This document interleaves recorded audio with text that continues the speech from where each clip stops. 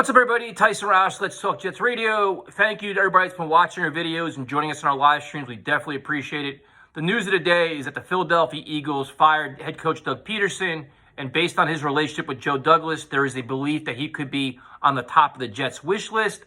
My response is no, no, no, and absolutely fucking no. Now, Doug Pederson is a step up from Adam Gase, but that's not saying much because Gase is easily the worst head coach in the NFL. Pederson did win a Super Bowl, but there's a lot of questions about what's going on in Philadelphia and the part that he played in it. Now, my belief is that Frank Reich had a huge impact on that Super Bowl winning team. And if you watch the Eagles over this past year, they had a meltdown on and off the field.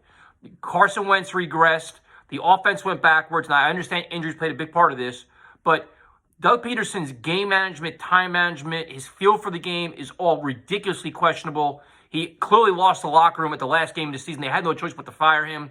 I mean, in terms of credibility, what he's bringing to the table, I have no idea. So he's an accomplished head coach, not the right guy, not the right fit for this New York Jets team.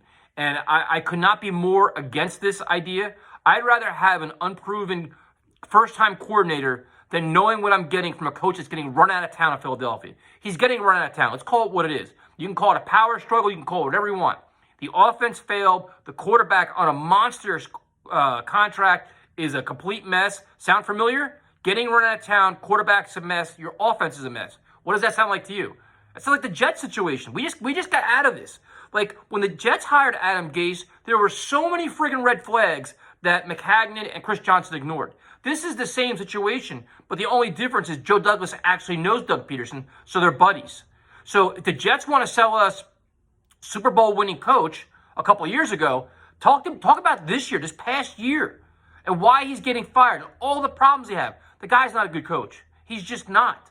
Now, I understand Harbaugh's out of the mix, Matt Campbell's out of the mix. You know, you look at the list of candidates right now, you know, it's not exactly inspiring. You have a lot of coordinators where it's Daboll and Bieniemy, Eberflus and Salah and all these guys, and Aaron Glenn and Staley. But listen, man, I'd rather try any one of those guys other than bring in Doug Pederson. This would be a mistake. It's not inspiring. I mean, you can't even sell it. And I think some fans are so desperate to say, oh, he's a winning coach, he's coming here. Look at the big picture. And I actually watched the Eagles this year because I'm just glutton for punishment.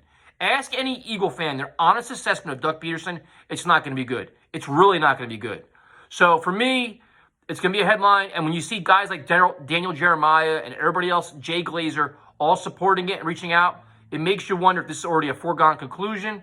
They asked Doug Pederson his thoughts about leaving. He's like, no big deal. I'm at peace with it. So it makes you wonder what's really going on here, especially when there's rumors that the Jets could trade for him, which started like a day or so ago. So this is not good. This is nothing that I want to be a part of. I don't think Doug Pederson, if you want to keep Sam Darnold, is going to improve Sam Darnold. I don't believe any of this. Like, I think this would be a terrible hire. So we'll see what happens. I mean, I've tried to be positive throughout all this. I've supported all these interviews and everything else. This is one that I can 1,000% not support whatsoever. This would be a step back. Again, better than Gase, not the best option. It's not going to put us where we need to be, which means moving along with the rest of the NFL.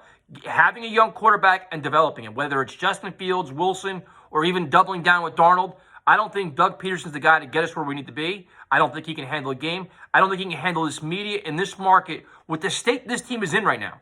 This team, the media has no patience. The fans have no patience. We're tired of losing. We're tired of bullshit. You bring in this clown with his nonsense, with his Super Bowl sitting behind him in a press conference, a Super Bowl trophy sitting behind him, he'll be run out of town in 2 years. So, no thank you. I mean, I probably repeated myself like 5 times on this. I heard this and I'm like, this is all predictable. I mean, this is so reminiscent of the Gase thing. And the only difference is he won the Super Bowl, but I really honestly believe that Frank Reich had a huge part in that. So, talk to you guys tonight. If you are going to join us, we're going to do Alabama, Ohio State, and that's it.